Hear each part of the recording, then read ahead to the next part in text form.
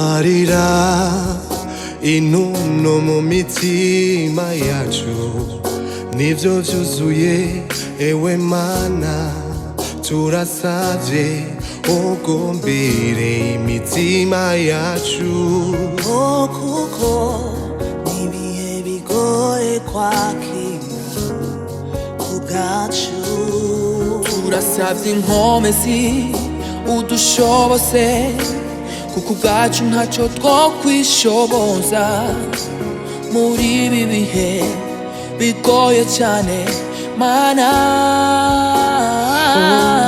wiruhuke amahoro twagukunda ariko Imana yagukunze wiruhukire amahoro twagukunda ariko Imana yagukunze Mana humuriza imitima yacu ujue kurema no kwihangana muri ibi bihe bitatworoheye Mana humuriza imitima ya benshi irababaye uduhe kurema Mana no we kwihangana Mana we muri ibi bihe bitatworoheye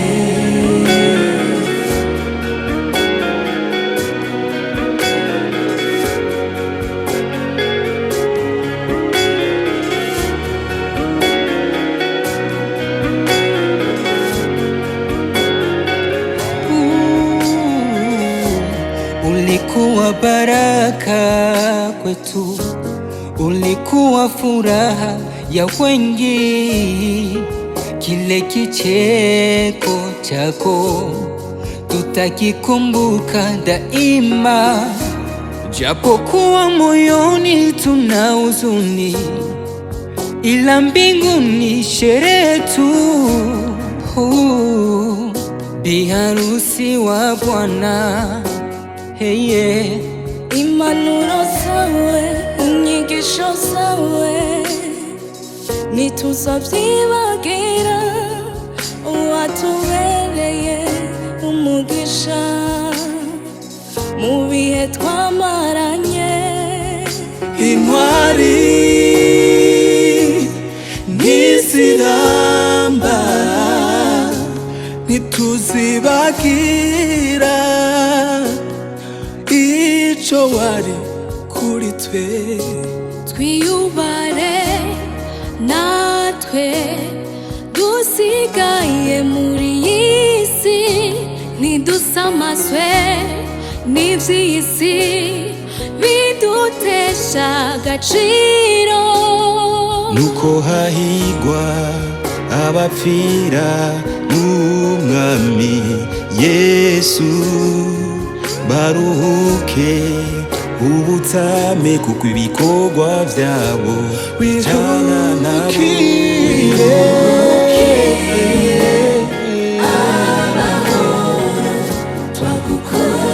ariko Imana yagukunze wirukire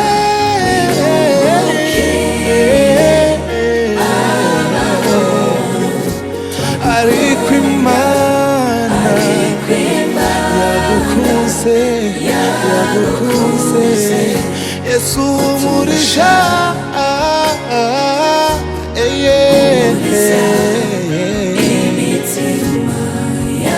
ujue kurema mu mitima yacu Yesu umuriza imitima y'ababyeyi bacu imitima ya benshi irababaye Mana we